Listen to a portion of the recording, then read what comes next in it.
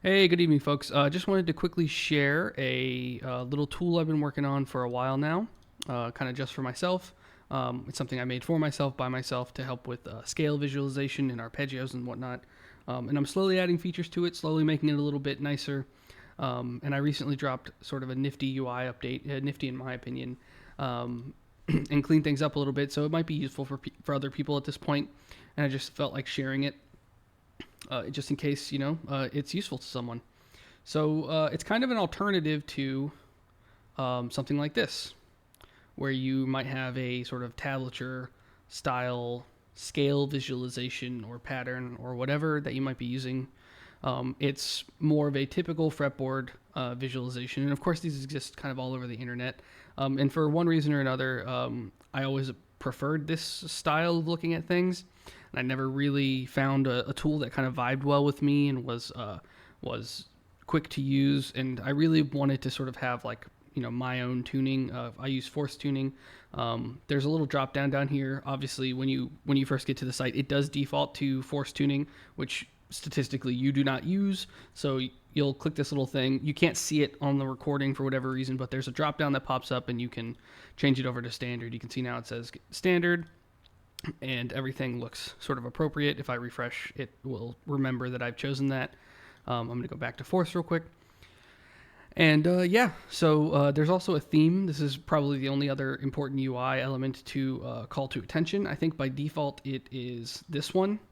Now I used a UI framework called Daisy UI, and I just sort of pulled some of the themes from there. So some of them are a little bit hard on the eyes and less readable than others. And I think by default, although I do like this one, the white text started to bother me after a while. So I moved over to this one, this coffee theme I really like. Some of them are really terrible. I find this one horrifically atrocious. Another one that is, while appealing maybe stylistically in some ways, the yellow is insane, and obviously this is probably not what you want to be looking at. So it's just worth noting there are themes. I'm not a UI expert. I didn't design these. Just keep in mind that they're there so that you can find the most readable version for you. Yeah. So again, I've made this for myself, by myself. I don't know anybody else that actually uses it actively, although it has been published for some time. According to analytics, I do have like 10 daily users or sort of weekly users that are repeats, but they're probably folks from work that I've shared it with at some point. So yeah, just thought it would be nifty to share. Super quick little tour. If you go back to the front page, and maybe I'll add some navigation soon. There's an arpeggio section, so let me switch back to the coffee theme because I can't stand this one. There we go. Yeah, so there is arpeggio section. You can see that there's some artifacts. The tuning, actually, you can't see that. Let me move this. So the tuning button used to be down here along with this legend that I had at one point, and I've removed both, and I moved the tuning thing down to here. I'm still sort of messing with the mobile UI elements in a lot of ways. So like you can see on mobile, you get sort of a condensed view of things. And when I'm using it on my phone, if which is rare, but when I do prefer to sort of change it here to this sort of orientation. It's not really designed for mobile, and again, I'm not a UI guy, so it's going to be wonky, especially this other view. I'll show you so you can see multiple scales. I just kept finding that when doing some jazz stuff that I wanted to, for example, say, I want A Dorian for this section, and then I want A melodic minor for this section. Now, I will say in terms of actual use, this UI isn't working super well for me right now when actually trying to use it. So there's probably another redesign coming for this. And you can see as well that it is a condensed view. So there's actually this little starting fret thing. You can sort of say which fret you want to start on. So the idea here would be like if I was trying to sort of keep it around maybe this position around the 9th fret, I might start it at the 7th so that I could sort of visualize everything sort of around the 7th fret.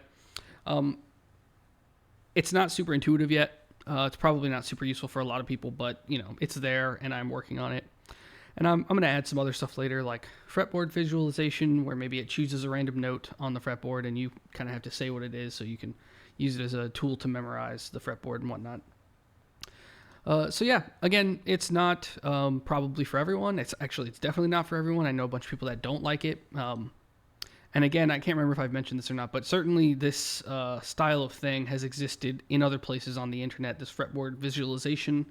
But for whatever reason, I just didn't like the tools that were out there, and of course wanted access to sort of my tuning, which is why force tuning is the default. I realize that that's probably more annoying for most people, but it's a tool that I made for myself. So if enough people complain about it, maybe I'll change it one day. And by enough, I mean like hundreds of thousands. But yeah, you get the point. So yeah, there's this little random button. It can be kind of fun to sort of just randomly choose a scale and practice with. And the way that I might use it is, for example, I like to look for shapes, especially chord shapes, and especially sort of in this upper register. So if you're used to these sort of charts, you can probably read this kind of by default, but it is low to high. And again, I've only got like 9 or 10 tunings or something, mostly for guitar and bass. I could add some weird stuff like lute or cello or something. I mean, it probably doesn't really work for sort of the vertical instruments like, I don't know, maybe violin. But yeah, there's ways to contact me down here. Or you can, if you're watching this on YouTube, obviously you can just reach out in the comments. If you hate a UI feature, if you see something that's obviously very fixable or changeable, or you want a special tuning added or something like that, just reach out and I'll get it done pretty quickly. So yeah, for example, the way I might use this, so here's a melodic minor, and I just kind of look for shapes. So you can use it sort of as a way to practice straight ahead scales. For example, if I'm looking around this 7th fret root. So again, this is the root. You can see the square sort of overlay here is indicating that it's the open string. The strings with no sort of colored overlay, or the notes with no colored overlay aren't in the scale. There used to be a little legend down here, but it just always seemed a little superfluous to me. So if you feel like it really needs it, I mean, maybe I could add it back, but I think it's pretty straightforward once you get used to it. Oh, and also, should you find yourself interested, there is a little toggle down here to switch over to the intervals rather than the note names. So you can sort of switch back and forth between them, which is nice. And again, I could use it to practice a very straight ahead scale shape.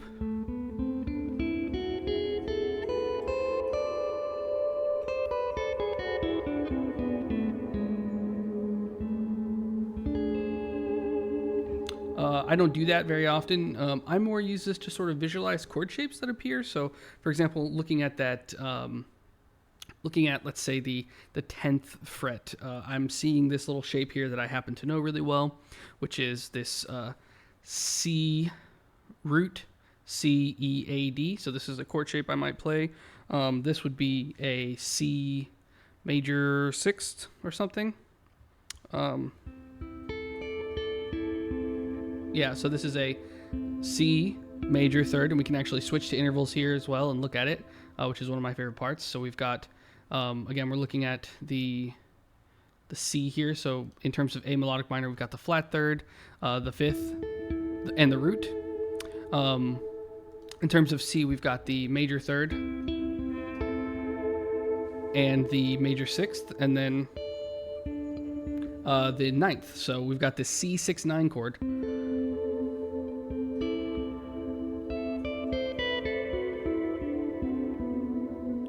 And again, this is a sort of a shape I've talked about a lot in this tuning a couple times now on the channel.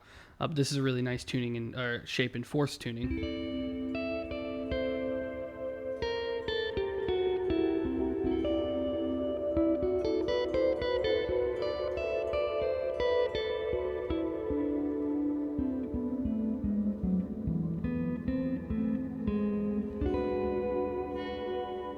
And here's another one.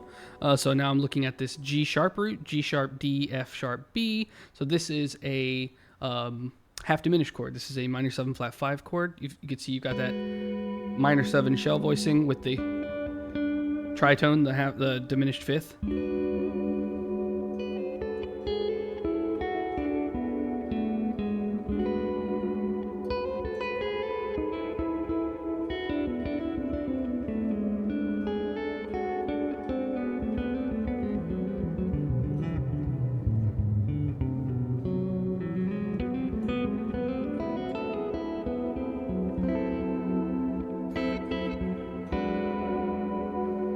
And again, I'm just sort of looking at it and kind of using it as a map to sort of move around in real time. And you can see sort of an interesting thing about melodic minor in general. I guess for anyone that's interested, I know this isn't really the topic of this video, but you've got the same chord shape. This G sharp, D, F sharp, B is back here. This F sharp, C, E, A. And actually you can see those are all independent notes. So melodic minor, this is just, again, I'm off topic at this point, but melodic minor is a 7-note scale, and all the notes in these two shapes, save one, are actually different. They're all different notes. So you've got 1, 2, 3, 4, 5, 6, 7. So you've got all 7 notes of the melodic minor scale in these 2 chord shapes. So just a really great way to sort of evoke that moodiness, even without sort of let's do like a little palette cleanser.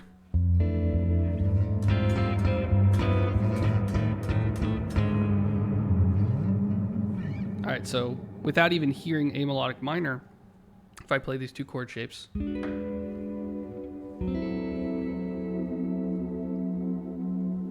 very moody, sort of mysterious feel. I really like those shapes, and I found them specifically by using this and sort of recognized them. And of course, certain folks will be able to recognize things like that just through maybe their theory knowledge or through just their own internal visualization methods. Not me, so it's been a really great tool for me. It's also a really good way to sort of visualize chordal harmony. Quartal. So for example, here's 4 fourths stacked on top of each other. And here as well, this is actually a quartal chord.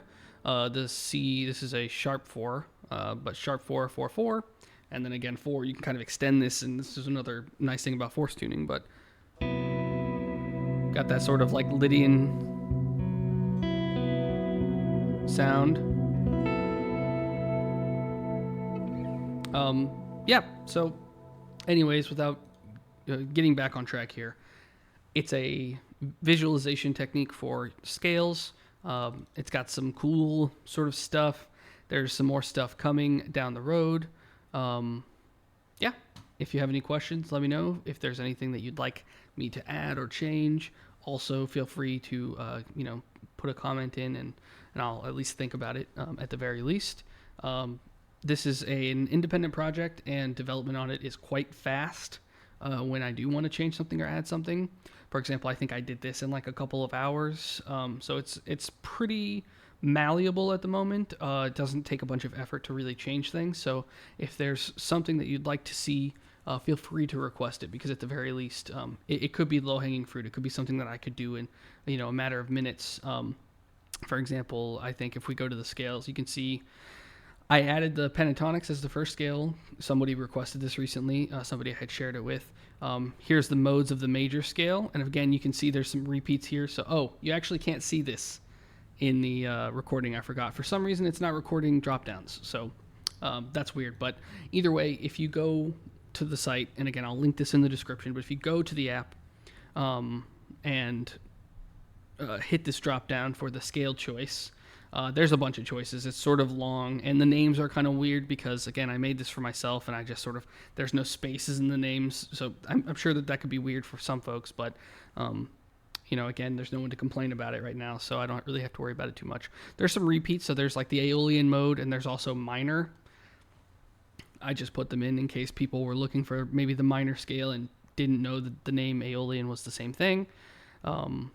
Again, for, I believe, Super Locrian and Altered, which are both the 7th mode of the melodic minor.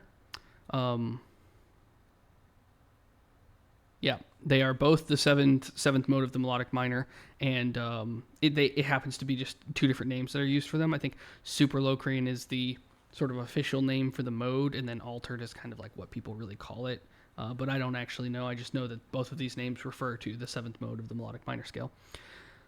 So I added the modes of the harmonic major and the harmonic minor, and as well as the whole tone and the diminished whole half and the diminished half whole scales. But there's obviously hundreds of more scales that could be added. I don't really plan to add them at the moment. Maybe I'll add them once I become, kind of more interested in them. But Also, I should add the blues scale. I've been meaning to do that. But either way, it exists. Try it out. Feel free to hate it. And if you have any questions or requests, let me know in the comments.